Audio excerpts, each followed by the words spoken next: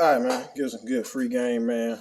I don't know. It's a little hot in the shop. I had to cut the AC on, but I guess I'll cut it on after this video or whatnot. So, of course, I got tagged in the video. Somebody sent me the video. The video is funny as far as the dude saying you can get into this, I guess, rim racing, donk racing stuff with a 383.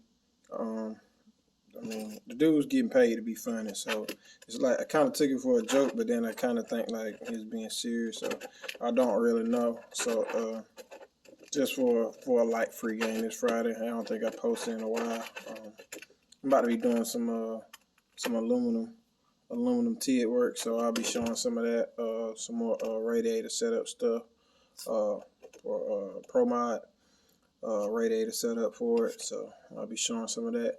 But in retro to that, I don't care if somebody gave you a 350. It's just I don't. Man, to me, it's not logical. A 383 stroke is just it's not logical. It's old school stuff. It's before the LS stuff.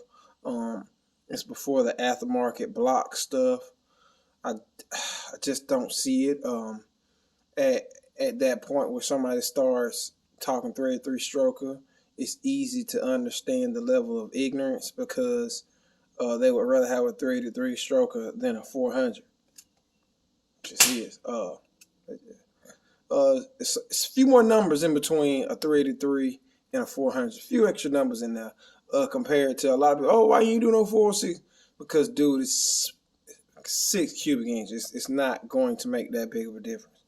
It is 6 cubic inch. That is nothing. The bore was straight. I honed it. Standard bore. A lot of my stuff is standard bore, man. A lot of my stuff is standard. LS1 in my car. Standard bore. All 4 is 6.2. Standard bore. All 4 is internal still, but it's nothing wrong with the bore. You're not going to make the power to bore it out. It is pointless. It's a waste of a rebuild. It is. So I don't believe in that. The way I look at a 383 stroke is I could put it on another phone and do the math on it, but I mean you're gonna struggle to get 500. Oh, I know somebody had. Yeah, they probably got $6,500, $7,000 tied up in one too. You know what I'm saying? Why spend $7,000 trying to make 600 horsepower out of a small block? Like for $7,000, I'll be trying to build like a 434. You know what I'm saying? Like I would try to build a big cubic inch small block, rather than trying to build a 383 stroker. I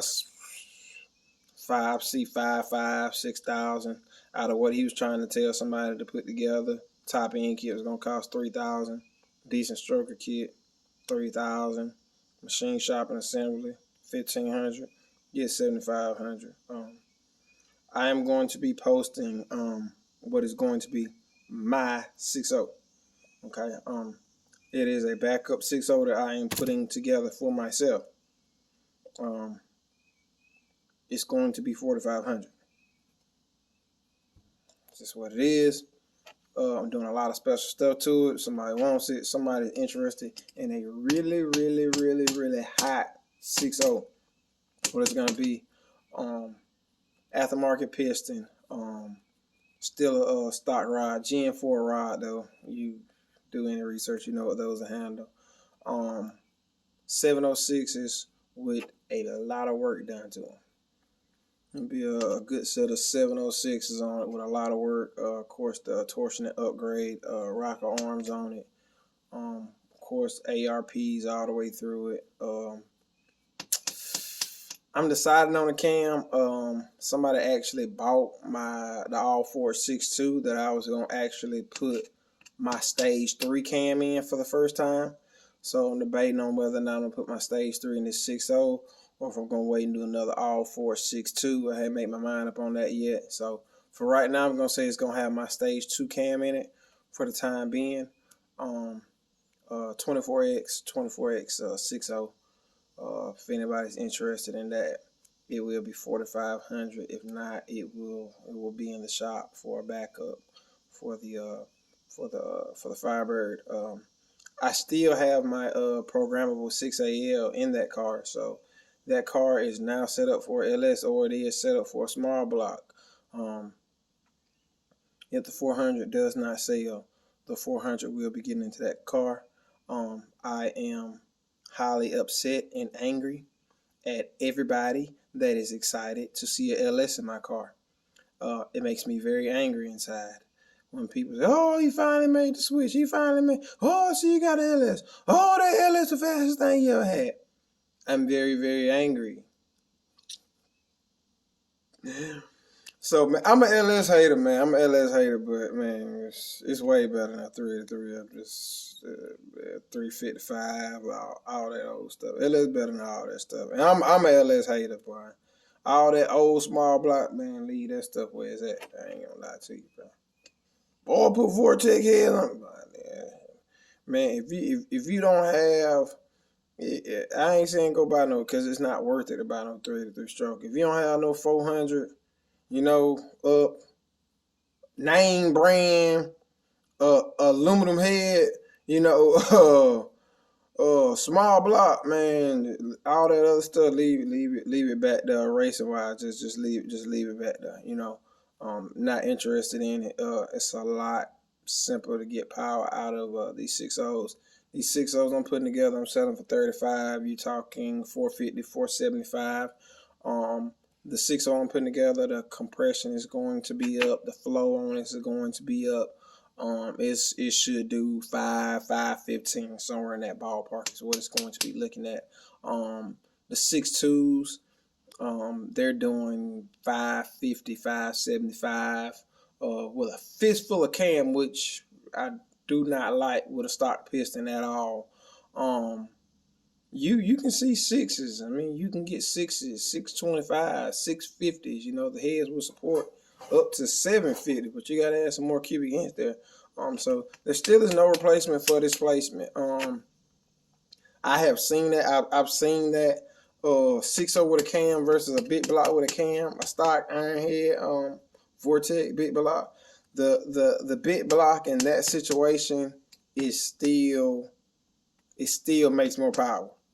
Point blank period.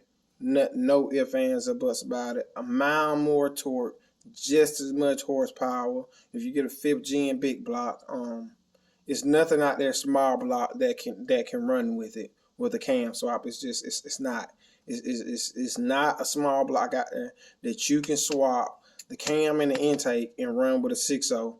The only big block that's going to do that is going to be the later model stuff. 4th gen, 5th gen stuff with a Vortec big block heads on it. They will make a mile more torque and about 200 more torque and right there at the same 450 horsepower. I've seen that race.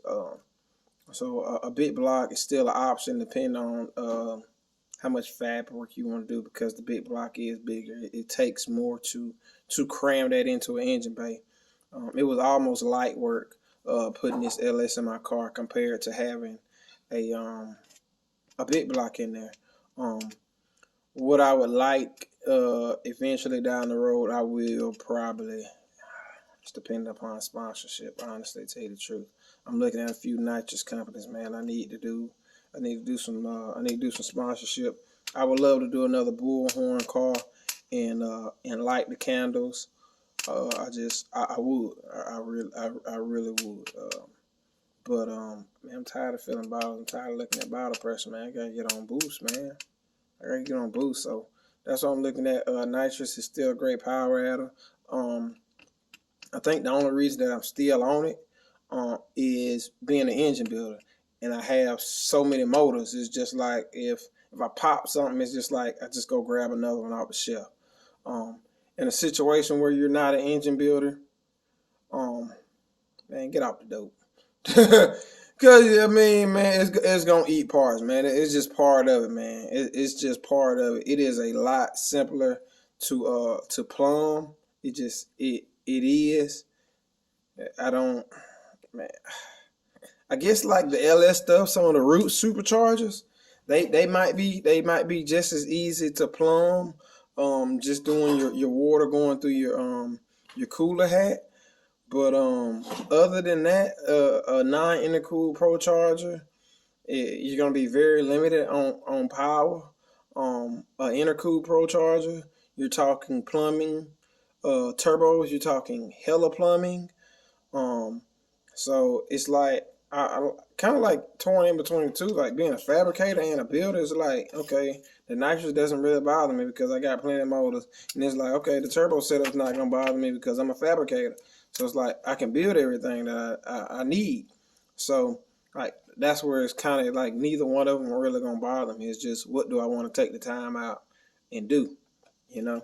So the car was never intended for it to even try to go fast, like at all. It was a street car that was gonna do some testing tunes and some street shootouts with. Next thing you know, a $10,000 shootout with a $350,000 car. Hey, you coming to the next one? You know what? I'm gonna try to make it, man. The car's still in the air right now, man. I'm going to test and tune to watch and do some light tuning. I'm going to make a few adjustments. If somebody wants to make some adjustments, I'm really going to ride my scooter, watch a few passes, and I guess kind of loan my computer out or work my computer. So go out, do some light tuning, do some watching, you know, kind of chill, relax for a little while, wind the week down. After that, it's like hopefully the first part of the week, I can get my transmission back in. Once again, it is a super sketchy situation. I'm not gonna say it's super sketchy. It's kind of like that with a converter.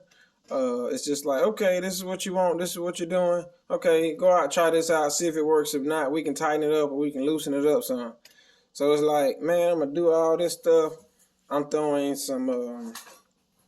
There are some suspension stuff that I'm doing. I'm doing a little bit different. I'm gonna be changing that around. I'm doing a roll. I'm doing a roll bar. I already got a roll bar in there. I'm doing a anti-roll. I'm doing an anti-roll on the rear end. So I do not have an anti-roll on my rear end right now. That stuff is way down the page if you want to see the whole build on the car. I showed all that stuff, doing all the fab work, cutting, welding, all the pipe and stuff.